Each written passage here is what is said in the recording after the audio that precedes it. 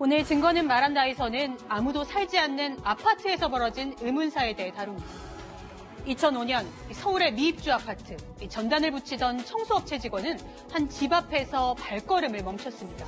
아무도 살지 않는 곳, 유독 그 집에서만 코를 찌르는 수상한 냄새가 났죠.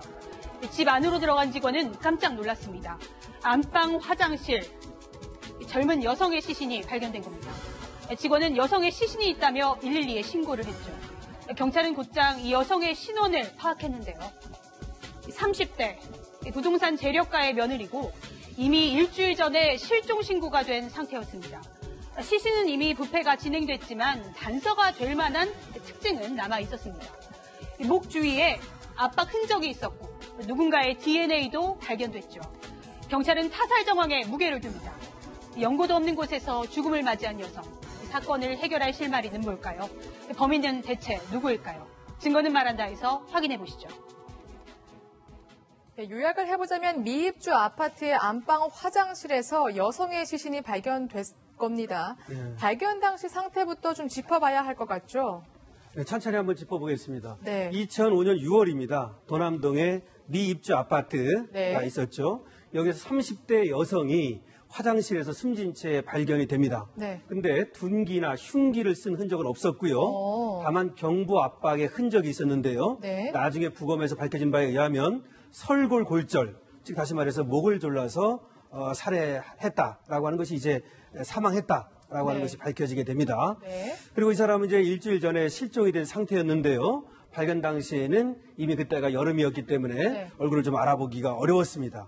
그래서 나중에 이제 이 사람에 대해서 좀 이제 알아보니까 결국 이제 신원을 알게 됐습니다.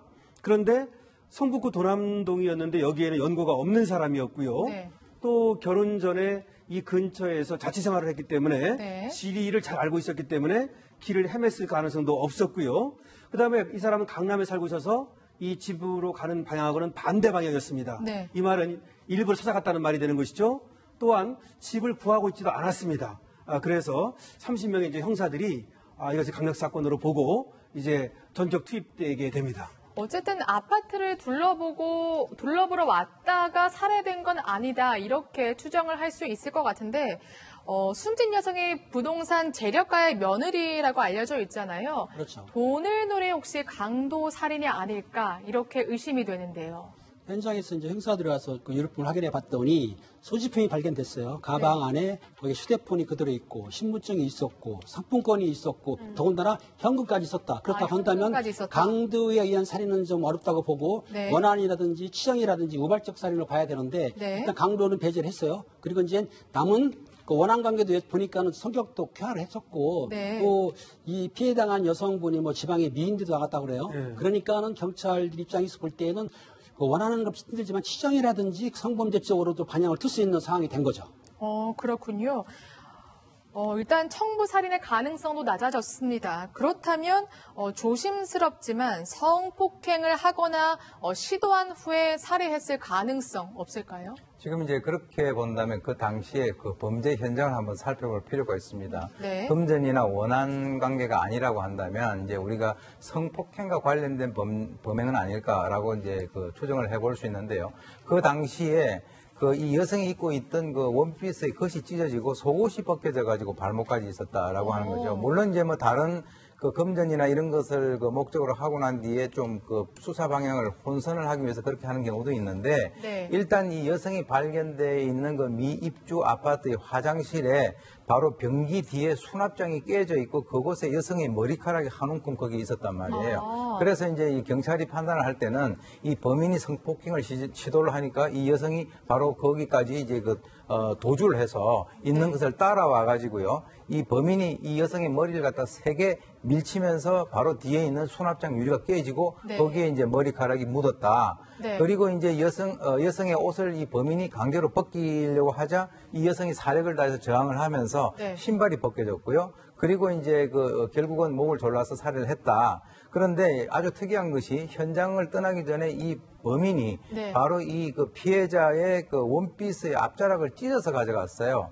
그것은 뭘 의미하느냐 하면 혹시 이 사람의 그 신원이 덜 통인할 수 있는 어떤 결정적인 증거물이 거기에 묻었다든지 아니면은 지문이라든가 이런 흔적을 지우기 위해서 그것을 가져간 것이 아닌가라고 이제 생각을 했는데 네. 가장 핵심적으로 이 성폭행과 관련되어 있는 정액에 있어서의 양성 반응은 나오지 않았어요. 아, 음성이었어요? 네, 그렇습니다. 정액이 발견되지 않았군요. 하지만 어쨌든 명백한 것은 몸싸움이 아주 격렬하게 있었다는 것이거든요. 어쨌든 추가로 단서를 좀 찾아야 될 것 같습니다. 네, 샅샅이 찾아야 하는데 앞서 말씀드렸지만 현장에 남아있던 단서는 이 DNA, 남성의 것으로 추정되는 이 DNA가 있었고 또 한 가지가 있었습니다. 바로 이 남성용 단추였습니다. 네, 단추였는데 보통 단추는 아니었던 것 같습니다. 이 미국의 한 골프웨어에서 생산된 아주 고가의 의류의 단추였는데 국내에서도 라이센스를 붙여서 생산이 된 적이 있었던 그런 단추였다고 합니다.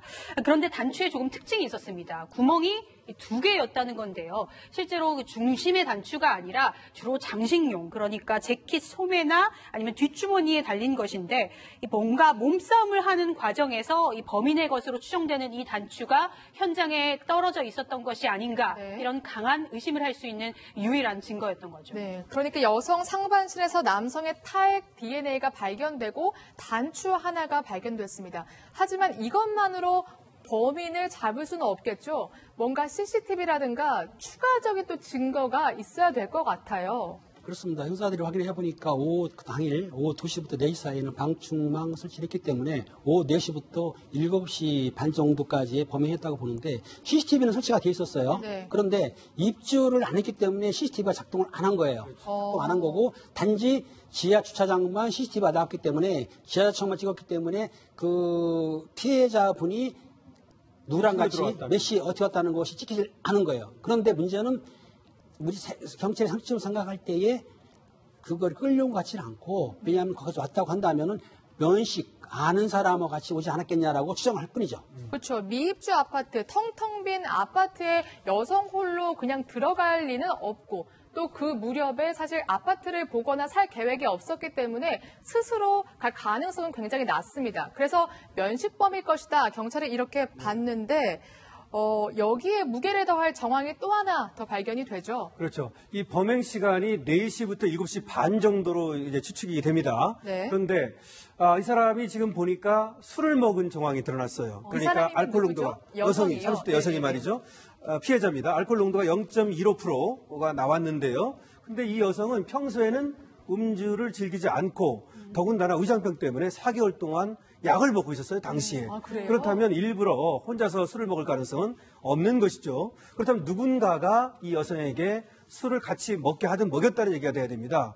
그렇다면은 술을 같이 먹을 정도라면 그것은 면식범일 가능성이 높다. 그렇죠. 이렇게 얘기할 수 있는 것이죠. 보통은 모르는 사람과 특히 평소에 술을 잘 안 먹는 사람이 모르는 사람과 술을 먹을 리는 없죠. 그다음에 0.15%라는 것은 이건 만취에 가까운 것이거든요. 그만큼 높다 이 그렇죠. 말씀이시군요. 네.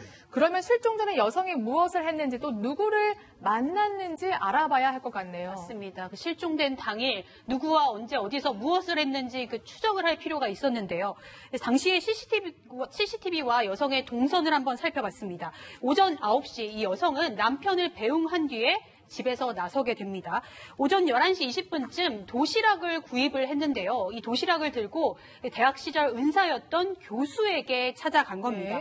이 교수가 새롭게 등장을 하는데 원래 자원봉사를 위해 학교를 자주 방문을 했었고 이날도 며칠 전 끝난 행사 뒷정리를 위해서 이 교수와 약속이 있었던 겁니다. 12시 이 교수와 식사를 한 뒤에 이 오후 2시에 이 교내 은행에서 이 CCTV의 여성이 다시 한번 포착이 됩니다. 뭔가 돈을 은출하는 듯한 모습이 포착이 되고 이후에 이 지하철 방향으로 걸어가는 여성의 모습이 마지막이었습니다. 네, 이렇게 행적 분석을 토대로 용의자가 3명으로 추려집니다. 누굽니까, 교수님? 당시 이제 용의선상에서는 이제 3명, 즉 첫 번째는 이 피해자의 남편, 그리고 이제 그 피해자의 은사였던 대학 교수, 그리고 세 번째는 이제 그 전 남자친구였습니다. 자, 그런데 이 일각에서는 이 바로 당일날에도 만났던 이 대학 교수와 여러 가지 어떤 이 여성의 사이가 보통이 아니고 또 심지어는 뭐 내연관계를 의심하는 그런 어떤 여론도 있었고요. 그리고 이제 이 남자친구 같은 경우는 헤어진 뒤에도 연락을 계속 유지를 했고 네. 이 남자친구의 그 집안 형편이 별로 좋지 않은 상황에서 이 여성이 도움을 줬다라고 하는 것도 밝혀졌고요. 또 이 전 남자친구는 자기를 도와줬던 바로 이 피해자에게 뭔가 좋은 모습을 보이고 싶어가지고 자기가 이제 바로 이 여성이 졸업한 그 명문대가 있는데 네. 그쪽에 편입생이다라고 이제 그 거짓말을 하면서 거짓말이요? 예, 수시로 연락을 했기 때문에 네. 경찰의 입장에서는 수사 제1순위 대상자로 어제 꼽혔는데요. 그런데 사건 당일날 네. 바로 이 유력한 용의자였던 남자친구가 자기 어머니와 부산에 있는 광안리에 있었던 것 알리바이가 확인이 돼서 이 남자친구는 용의선상에서 배제가 됩니다. 네. 전 남자친구는 알리바이가 확실해서 용의선상에서 배제가 되고 그러면 교수와 남편이 남았네요. 네, 교수와 남편 두 사람 남았습니다, 이제. 네. 이 두 사람의 어떤 행적이라든지, 그 다음에 이 피해 여성과의 관계를 이제 봐야 되겠죠. 먼저 남편은 말이죠, 준재벌급이었어요. 네. 그리고, 이 아내와의 사이에 어떤 결혼 생활을 위협할 만한 그런 큰 불안은 없었다. 뭐 이렇게 얘기가 됐거든요. 네. 근데 또 알아보니까 더 중요한 것은 사건 당일날 알리바이가 네. 확실하게 나왔어요. 아, 나중에 그래요? 말이죠. 그래서 이 남편은 결국은 살인 혐의점에서 벗어나게 됩니다. 네. 그래서 남은 거는 이제 교수 하나가 남게 되는 거죠. 네. 근데 이 교수한테는 이 피해 여성이 사실은 자신의 어떤 깊은 그런 네. 내막까지도 얘기를 하고 뭐 상의를 하고 그런 사이였다고 얘기를 하게 합니다. 그래서 다른 사람이 이제 알리바이가 두 사람이 확실하게 밝혀졌으니까 결과적으로 남은 것은 이 교수로 좁혀졌습니다. 네, 그럼 교수의 알리바이를 확인해 봐야겠네요, 팀장님. 그렇습니다. 교수는 말하기를 자기는 점심 식사 12시 한 거 인정을 해요. 점심 먹고 나서 헤어졌다. 그리고 나서 경찰이 조사해 보니까 알리바이가 7시까지는 어느 정도 확인되는 것 같아요. 그리고 그날 회의가 있어가지고 7시 15분에 진국집에서 회의하기 갔다고 했는데 경찰이 조사를 해보니까는 정호번 말로는 그게 아니고 7시 반에 회의인데 네. 한 3, 40분 늦게 왔다. 그렇다고 한다면 8시 10분경에 왔다는 얘기지 않습니까? 그렇죠. 네. 그러면은 7시경까지 어느 정도 확인이 되면 1시간 10분 정도의 사실은 네. 1시간 10분 정도의 그 부재가 있는 거예요. 그러면 알다시피 알리바이는 뭐냐면 현장 부재 증명인데 1시간 반 동안은 현장에 있었다라고 경찰은 추정한 것뿐이죠. 하지만 교수는 그 사건에 대해서는 절대로 관여 없다고 완강히 부인한 거죠. 오늘 여기서 중요한 거는 네. 그 도남동 현장과 그 학교라고 하는 데가 가깝죠. 가깝죠. 충분히 그렇네요. 택시를 이용하게 되면 30분 정도? 범행을 하고 예. 회시장에서 올 수 있는 거리는 되는 거죠. 예, 아주 가까운 곳이죠. 교수의 수상한 점, 그때 이것뿐만이 아니었다면서요? 도저히 이해할 수 없는 그런 행동을 하는데요. 자기가 이제 회식 후에 술을 마신 상태에서 아까 이제 그 용의선상에 올랐던 두 사람이 있습니다. 바로 그 피해자의 남편하고 남자친구에게 각각 전화를 겁니다. 그래서 전화를 해가지고 피해자가 어디 있느냐라고 하는 행방을 묻는다라고 하는 거죠. 그런데 그 당시에는 이 씨도 바로 이 실종된 사실을 아무도 몰랐고 또 실종 신고도 하지 않았을 네. 때예요. 근데 어디 있냐라고 물었고요. 네. 그리고 이제 바로 이 경찰이 이 남편과 남자친구 두 명을 용의선상에 올린 것도 바로 그 교수 때문에 올린 거예요. 그래서 교수는 유족에게 남편이 내연녀가 있다. 그런데 남편에게는 내연녀가 실제로 없는 것으로 밝혀졌고요. 또 이제 그 전 남자친구에 대해서도 헤어진 지 한참 됐는데 주의를 배하고 있다라고 해가지고 경찰의 수사를 약간의 혼선을 주기 위한 이상한 행동을 하게 됩니다. 네. 그런데 이 교수가 처음에는 내연 관계도 아니다 이렇게 얘기를 했었는데 내연 관계다 스스로 인정하기도 한다면서요? 네, 이게 좀 아주 참 주목할 만한 점인데요. 처음에는 교수가 이제 학생과 어떤 교수 학생으로 만난 사이다. 뭐 이렇게 얘기를 했습니다. 그리고 친밀한 사이다 이런 얘기를 했는데요.